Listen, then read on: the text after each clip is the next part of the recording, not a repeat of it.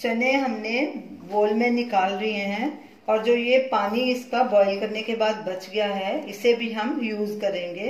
इन boil किए हुए काबुली चने की आप ग्रेवी वाली सब्जी भी बना सकते हैं और यही पानी आप उसमें यूज कर सकते हैं और खटाई वाले सूखे चने भी बना सकते हैं या चना चाट भी बना सकते हैं।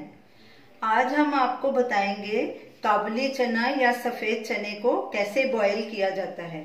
काले चने को कैसे बॉईल करना है उसका वीडियो लिंक स्क्रीन पे दिया गया है, आप देख सकते हैं। हमने 1 कप काबुली चना लिया है, इसे कम से कम 7-8 घंटे भिगो के रखना पड़ता है। तो हमने ये चने पहले ही ओवरनाइट भिगो के रखे थे।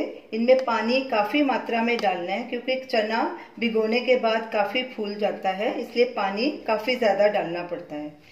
तो चलिए चने को बॉईल करना शुरू करते हैं। सबसे पहले इसे छान लेंगे।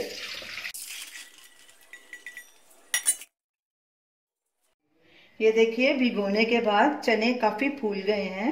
अब इन्हें प्रेशर कुकर में डाल देंगे।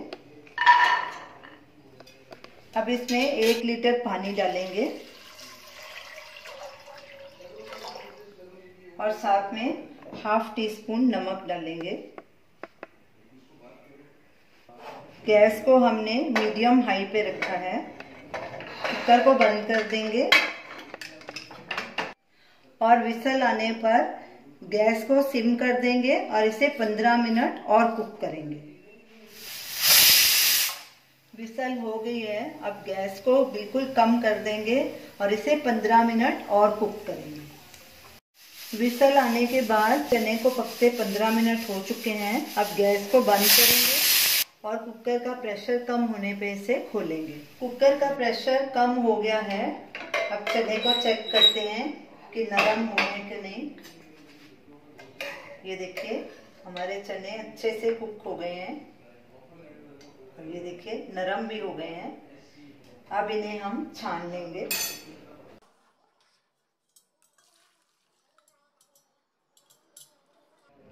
और इन्हें एक बोल में ट्रांसफर कर लेंगे।